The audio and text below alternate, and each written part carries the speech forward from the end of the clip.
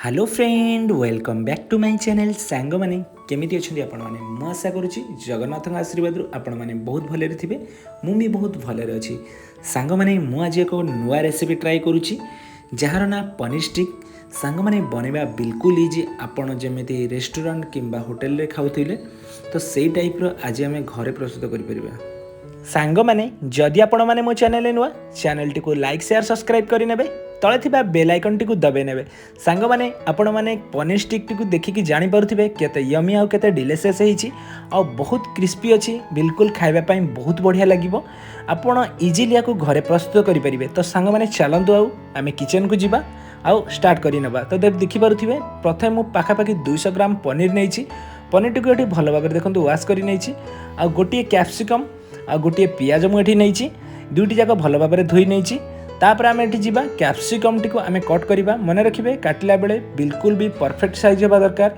जमीती पनीर आ capsicum आ पियाज size T perfect होगा दरकार आम एठी क्यूब कट करवा। प्रथम देखिपे मु कैप्सिकम गुड़िक को पूरा लंबा करके काटी नहीं जाइली ता भीतर जो मंजी गुड़िक से गुड़िक को वाश कर नहीं तापर एमती देखो क्यूब कट कर नहीं सेम प्रोसेस रे आपण कौन करेंगे सब गुड़िक काटी ने पियाज को मन रखिए सेम प्रोसेस रे काटिबे आ पियाजर जो मझी गुड़िक रहा बिल्कुल वेस्टेज जीव से काढ़ी ने आपड़ कौन तरकारी कि घर कौन भी आइटम यूज करेंगे पियाजर जो पाखुड़ी गुड़िक देखूँ एमती हाथ में छड़े ने आ मझी गुड़िक को साइड करे। तो ये देखूँ लास्ट में मुझे पनीर कट करुच्ची सेम साइज्र आप पनीर कट करेंगे जमी आप पियाज आउ कैप्सिकम कट कर। तो ये देखूँ क्यूब कट करे प्रथम एमती लंबारे काटी ने क्यूब कट करे।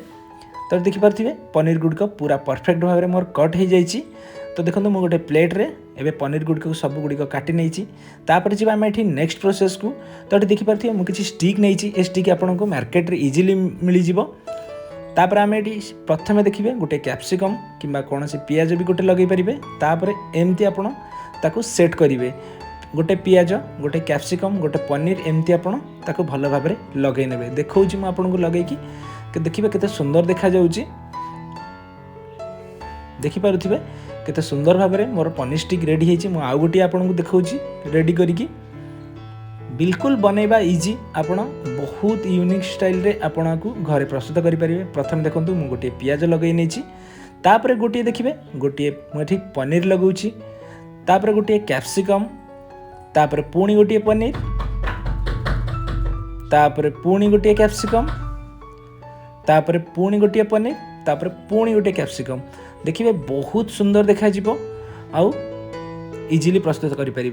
तो ये सब गुड़िक को प्रोसेस रे रेडी कर नहीं तापर जी आम ये बेटर गोटे बनैबा। प्रथम देखिपे मुझे हाफ कप मैदा नहीं सेम कप रे मुझे हाफ कप देखिपे कॉर्नफ्लोर नहीं ये प्रथम आम मसलार स्वाद अनुजाई लुण नवा गोटे चामच ये मुझे काश्मीरी चिली देती जेहेतु आम छोट छुआ प्रस्तुत करुचे ये बिल्कुल भी आप स्पाइसी करवानी। तो काश्मीरी चिली गोटे चामच देती गोटे चामच ये हल्दी पाउडर गोटे चामच ये मु गरम मसला देती गोटे चामच ये मु आरोमेटिक पाउडर आउ गोटे चामच ये मु जीरा पाउडर देती सब गुड़िक को मसला देला परे आम ये कौन करवा टिके रेड कलर दबा टिके भल कलर आसवाई आउ टिके लुक वाइज भल देखा जावाई ताको आम भल भाव में एमती मिक्स कर नवा जो मिक्सचर टी आम बनैबा सेटा टिके हल्का एमती मिक्स कर नवा। एठी मु हाफ कप किंबा गोटे कप एठी पानी लगे। तो ये आपड़ कौन करेंगे एका साथ बिल्कुल भी पानी देवेनि आ प्रथमे आपड़ हल्का पानी देवे ताको मिक्स करेंगे जमी आपंकर बेटर टी परफेक्ट हम कि बेसी टाइट कि बेसी लूज बा पानिया टाइप न हम। तो देखिए से टाइप आप रेडी करेंगे। तो ये देखिपे मो हाथ में परफेक्ट भाव में लगुच। तो बेटर टी आमर पूरा परफेक्ट भाव में रेडी हो जाए बिल्कुल भी आम बेटर टी को पानिया करें ना आपण पनीर रे बिल्कुल भी लगभग आउ पनीर बिल्कुल भी खाइबापी भल लगभग। तो मसला टी साइड करवा ये देखिपे मुझे ब्रेड क्रम नहीं आपन को मार्केट रे ये ब्रेड क्रम मिल जाव जदि आप मार्केट रे न मिलूँ तो आप नॉर्मल ब्रेड को आनिकी स्लाइस ब्रेड को ताको गरम करके पाउडर करे तो यही टाइप परफेक्ट हो तो इजिली आपको आप क्यारी करेंगे। तो ये देखिपे मो ब्रेड क्रम आउ मसला देखिपे पूरा रेडी हो जाइए। तो जो पनीर स्टिक टी मुझे देखो प्रिपेरेसन करी प्रथम से देखो मसला टी पूरा डीप कर नौ देखो पूरा परफेक्ट देखो पनीर रे मसला टी लगी बिल्कुल भी धला धला देखा जाऊनी। तापर आ जो ब्रेड क्रम मुझे नहीं था डीप करेंगे तो देखिकी जानीपे केते सुंदर होते यूनिक टाइप्र रेडी होती। तो देखो केते सुंदर भाव में मसला और ब्रेड गम टी मोर लग जाइए। सेम प्रोसेस रे आपण कौन करेंगे मुझे आउ गोटे करके देखा।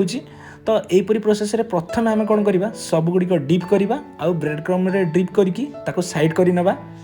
तो यहीपरी भाव में मु सबुगुड़िक प्रथम देखिपे प्लेट रे रेडी कर नहीं पूरा देखिपे पाखापाखि 7 ରୁ 8टी स्टिक मोर रेडी हो जाता।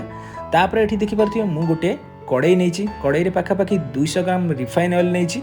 ऑयल टी मोर लो टू मीडियम रहिबो बिल्कुल भी हाई रखिबेनी नहले भितरु आपण पूरा कंचा थिबो बाहरु पूरा क्रिस्पी हो जिवो बा जळी जिवो बिल्कुल भी भल लागिबोनी। तो लो टू मीडियम रखिबा आपण तेलटी गोटे जेतिकी जगह हम आपण कड़ई रे आपण सेतिकी पकेबे। तो देखिपे मोर ये पाखापाखि 3टा स्टिक आसला। तो पकेला 30 ରୁ 40 सेकंड भितर आपण एमती हल्का तल उपर ताको करिनेबे। या द्वारा परफेक्ट भाव में कुक हम आउ भल भाव में क्रिस्पी हो पाखापाखि 1 ରୁ 2 मिनट भितर देखिए ये परफेक्ट भाव में कुक हो देखिकी जानीपे केते सुंदर भाव में मोर स्टिक टी रेडी हो जाइए। देखो मु तेलरू एबे काढ़ी नौची देखो पूरा परफेक्ट भाव में कुक हो जाइए पूरा क्रिस्पी अच्छी। यहीपरी भाव में देखो मु सबुगुड़िक को बाहर को काढ़ी नौ देखिपे मोर पनीर स्टिक टी रेडी हो जाइए। मु गोटे देखो प्लेट रे ताको सजे नहीं बार डेकोरेट कर नहीं। तो देखिपे केते यूनिक आउ केते डिलिशियस होइछि पूरा बिल्कुल क्रिस्पीनेस बनी आ पूरा मार्केट भली आमर जमती मार्केट रे मिले पनीर स्टिक किंबा कौन से रेस्टोरेंट रे खाइला बड़ी आपको फील हे। तो ये आप सर्व कला टमाटो केचप किंबा मेयोनाइज रे सर्व करेंगे बिल्कुल आहुरी बढ़िया लगे टेस्ट बहुत बढ़िया आसीबो। तो देखिकी सांग माने जानी पारुथिबे सांग माने जदि ये वीडियो भल लगी लाइक शेयर सब्सक्राइब निश्चित करेंगे। आज एतिकी देखा पुणी एक नुआ वीडियो रे। जय जगन्नाथ।